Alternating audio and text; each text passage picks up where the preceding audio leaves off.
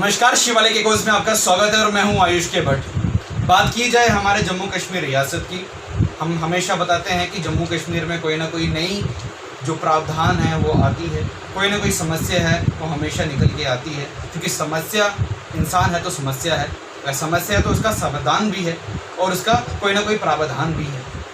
अगर बात की जाए हमारे Jammu Kashmir oil and trade जो ONGC जो है IOGC हैं और बाकी जो यूनियंस हैं, आज हम उसी यूनियन के द्वारा जो हमारे यहाँ के प्रेसिडेंट भी है, Indian oil and gas union के जो प्रेसिडेंट है यहाँ पर HS क्रांति जी, वो हमारे साथ में आज हैं।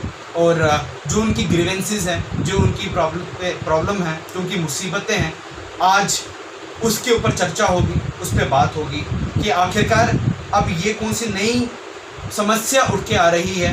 क्योंकि आज आपने पिछले वीडियो में ये देखा था कि टैंकर एसोसिएशन जो है, ट्रांसपोर्ट एसोसिएशन है, उन लोगों की भी जो इश्यूज़ थी वो एड्रेस हुई।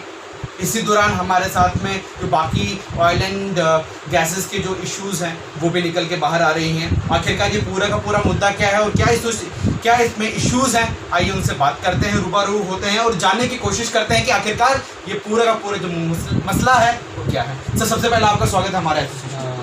थैंक यू जी। तो सबसे पहले मैं आपका स्वागत करूंगा शिवाली डिपोज वालों का, जिन्होंने टाइम टू टाइम वक्तन ट्रांसपोर्टर्स की बात आम पब्लिक तक रखी है। जैसे मैं आपको बता दूं कि इस माहौल में, इस कोविड के माहौल में इंडियन ऑयल कॉरपोरेशन, जो कि हिंदुस्तान का सबसे बड़ा PSU कंपनी है और इस कंपनी के ज़रिए हिंदुस्तान तेल निर्यात करता है पूरे भारतवर्ष में। जम्मू कश्मीर में इस कोविड-19 के चलते ये कंपनी इस लॉकडाउन के दौरान एक टेंडर लाने जा रही है, जिससे इस कंपनी से वाबस्ता कम से कम 50 से 60 हज़ार परिवार इस कंपनी से वाबस्ता हैं, जो कि अपनी पेट पालन करते हैं इस कंपनी के ज़रिए।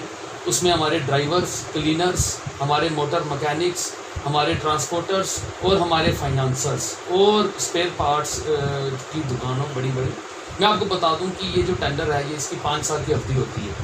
अब इसकी अवधि ख़त्म हो गई है इस लॉकडाउन के दौरान। इस लॉकडाउन में ये कंपनी ने फैसला किया कि हम टेंडर लाएंगे।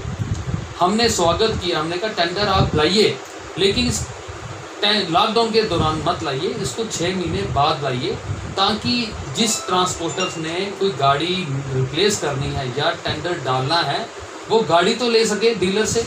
क्योंकि इस लॉकडाउन में ना ही गाड़ी वो बनेगी, ना ही उसकी फैब्रिकेशन होगी, ना ही उसके कागजात बनेंगे, ना ही बड़ी जो EMDs हैं, ड्राफ्ट्स हैं बड़े वो कहाँ से बनेंगे। हमारा एक एक्सप्लोसिव लाइसेंस है जो कि फरीदाबाद से बनता है, वो भी इस दौरान नहीं बन सकेगा। तो मेरे को लगता है कंपनी मनमानी करके इस टेंडर को लाना चाहती है और बड़े जो साहूकार, जिसको हम कैपिटलिस्ट बोलते हैं, लोगों को ये बेनिफिट देने के लिए ये कंपनी काम कर रही है, ताकि ब्लू आइड ट्रांसपोर्टर्स को ही इस काम में रखा जाए, बाकी सबको पीछे कर दिया जाए।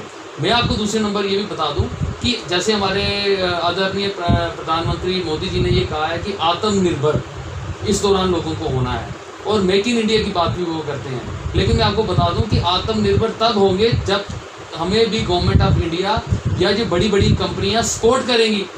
सपोर्ट क्या करना है, ये तो हमसे जो रोजी रोटी हम जो खा रहे हैं, कमा रहे हैं, उनको भी छीन लेना चाहते हैं। हमारे ड्राइवर्स को हम अपने जेब से इस लॉकडाउन के दौरान सैलरीज प्रोवाइड कर रहे हैं, उनको राशन दे रहे हैं। गवर्नमेंट की तरफ से एक पैसा, सिंगल पैसे की भी हमें कोई भी हेल्प नहीं करी गई।